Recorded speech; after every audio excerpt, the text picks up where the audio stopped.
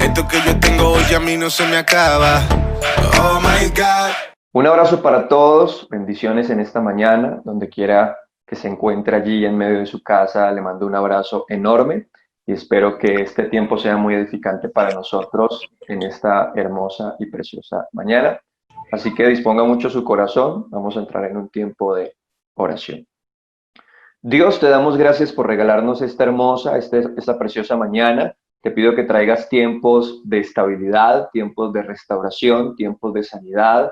Te pido que traigas tiempos de fortaleza para aquel que está pasando por momentos duros y complicados. Te pido que traigas tiempos, Dios, de consuelo, que te lleves toda tristeza, que traigas a nuestra vida gozo, que nuestro espíritu, nuestra alma se llene de toda bondad, de toda riqueza que viene del Dios que hizo los cielos y la tierra. Te pido que te lleves todo desánimo y que podamos recordar constantemente que nuestros ojos verán la gloria de Dios en la tierra de los vivientes, como dice tu palabra. Me hubiera yo desanimado si no estuviera convencido que mis ojos verán la gloria de Dios en la tierra de los vivientes. Dile, Señor, que mis ojos vean tu gloria sobre la circunstancia que estoy viviendo, que mis manos sean testigos de las grandes victorias que tú me puedes entregar. Dile, Dios, yo quiero experimentar tiempos, meses especiales, contundentes. Dile, Señor, presento estos meses que restan del año.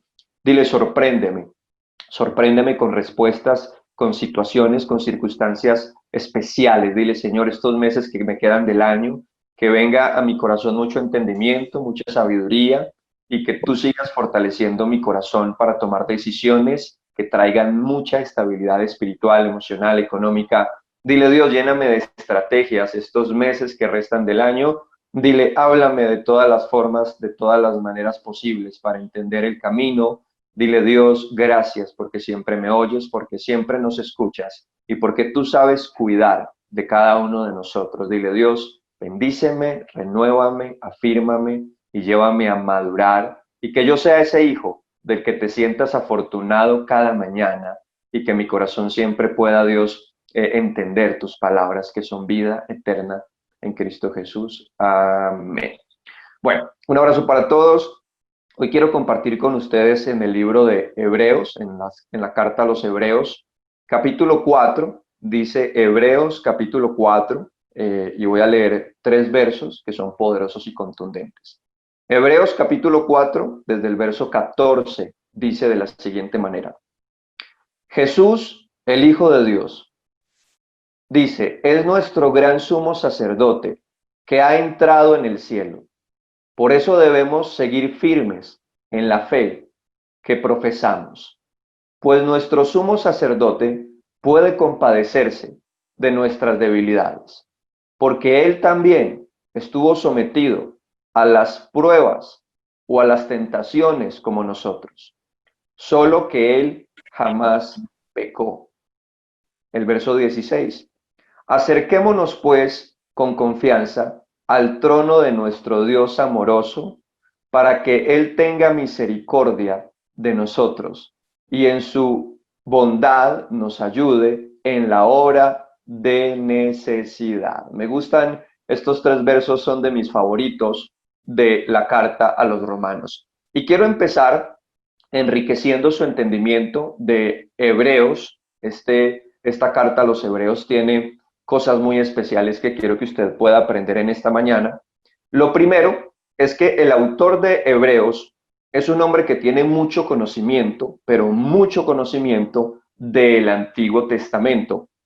Y cuando uno se pone a leer los Hebreos, puede uno entrar en esa condición de ir entendiendo esas partes del Antiguo Testamento que son difíciles de entender, como la ley, nos explica muchas cosas que tienen que ver con el Antiguo Testamento, con libros como Levíticos, como todo lo que tiene que ver con la ley de Moisés, que a veces se vuelve difícil de entender.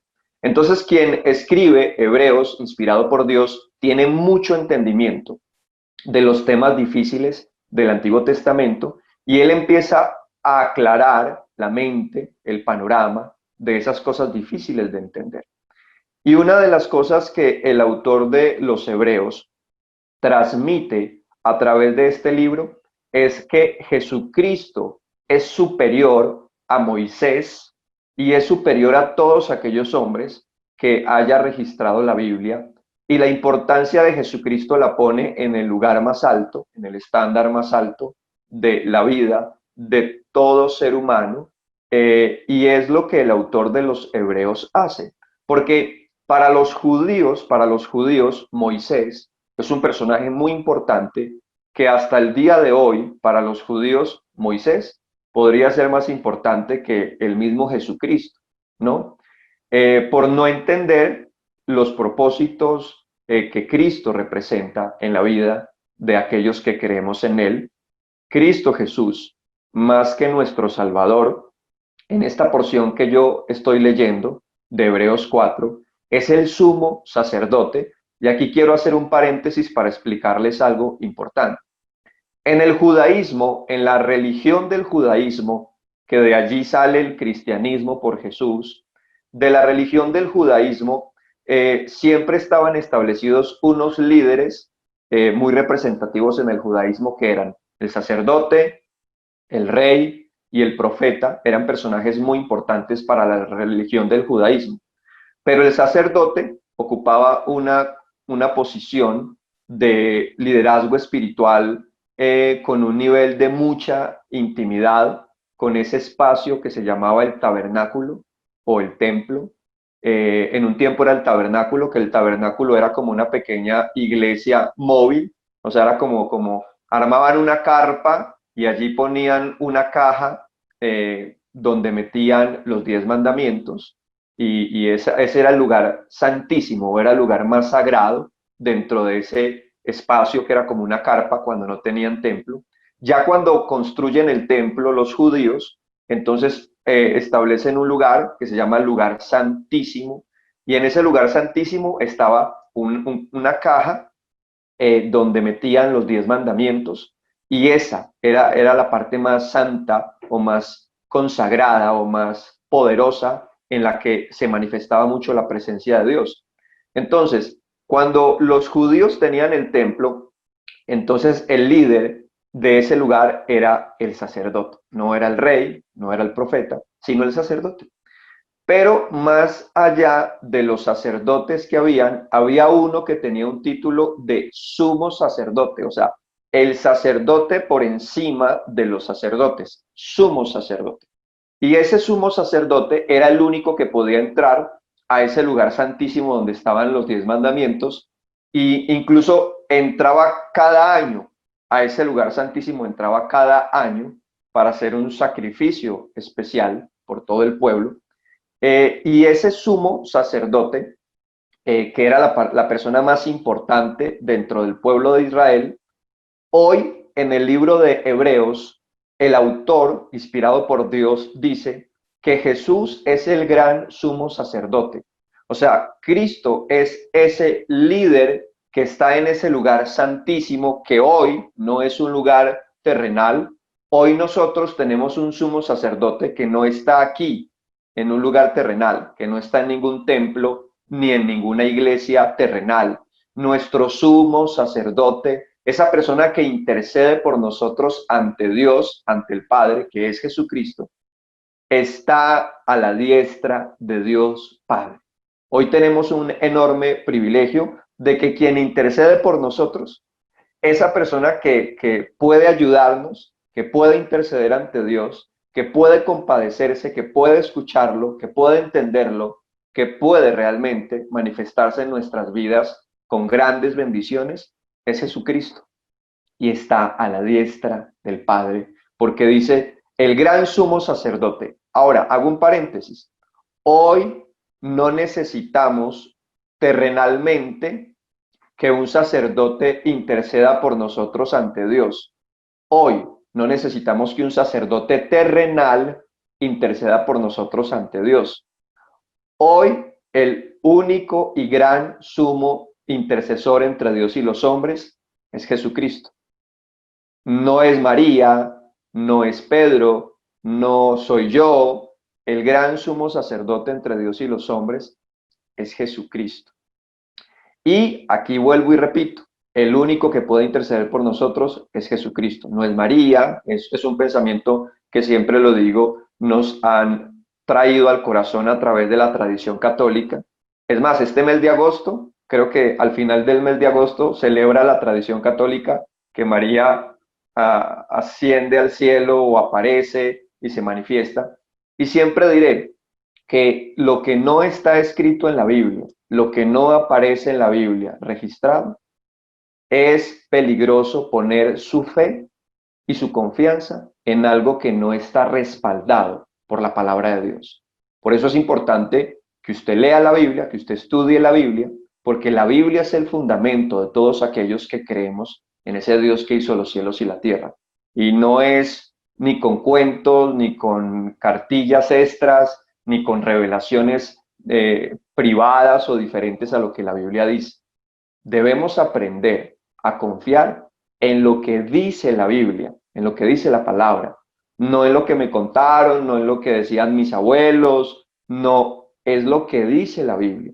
Y creo que la cantidad de errores, la cantidad de desenfoques y desvíos que tiene el ser humano en sus convicciones o en su fe es porque ha creído en las cosas equivocadas. Y no hay nada más peligroso en la vida que creer sobre lo equivocado, sobre aquello que no tiene fundamento, sobre aquello que no tiene una base bíblica. Es peligroso. Y por ahí mucha gente pone su fe en una piedra, en un palo. La gente pone su fe en cosas que no tienen vida y que no son poderosas para que nuestra vida espiritual sea transformada. Entonces, hay un gran sumo sacerdote, hay un gran líder que está a la diestra del Padre, que es Jesucristo, que traspasó los cielos. La Biblia nos dice en el libro de Hechos de los Apóstoles que Cristo lo vieron los discípulos subir al cielo y en medio de las nubes se perdió. No lo dice de otro personaje con semejante experiencia tan hermosa como la de Jesús. Elías subió al cielo y lo vio Eliseo. Enoc, que es otro personaje bíblico, subió al cielo, pero solo hay registro de que desapareció. Pero Jesucristo, todo su grupo de discípulos, todo su grupo, lo vieron ascender al cielo. No dice en ninguna parte la Biblia que María asciende al cielo. Entonces, y aparte, Cristo tiene el poder, el derecho, la autoridad de ser el intercesor entre Dios y los hombres, porque fue el que murió por nosotros. Y murió siendo un hombre justo, sin pecado. De resto, todos los seres humanos en la tierra no podemos nunca compararnos con Jesucristo en su experiencia de pureza, de santidad. Ahora, preste atención. Dice, entonces, es el gran sumo sacerdote que ha entrado en el cielo. Por eso debemos seguir firmes en la fe que profesamos o que estamos experimentando. Ahora, Cristo está en el cielo con espíritu, con un cuerpo glorioso y con una capacidad de ayudarnos a nosotros. Hay personas que también han caído en la vieja tradición de pedirle a los muertos, ¿no? De pensar que los muertos nos pueden escuchar y que si se me murió un niño o que si se me murió mi abuelo, pensamos que está en el cielo y que me puede escuchar y que me puede ayudar. Todas estas costumbres son completamente equivocadas y no tienen un fundamento bíblico, no tienen un soporte bíblico. El abuelo, su hijo, quien haya muerto, no puede interceder por usted donde quiera que se encuentre. No lo puede hacer. Es más, a los muertos tenemos que aprender a dejarlos quietos. Dejémoslos en el lugar donde están y creo que la mejor forma de uno llevar las personas que amó y que se fueron es llevarlas en el corazón, más no estar todo el tiempo buscando la forma de llamar o de buscar la manera de que nos ayuden aquellos que están muertos. Entonces, el único que nos puede ayudar es Jesucristo. Oh my God, esto que yo tengo hoy a mí no se me acaba. Oh my God.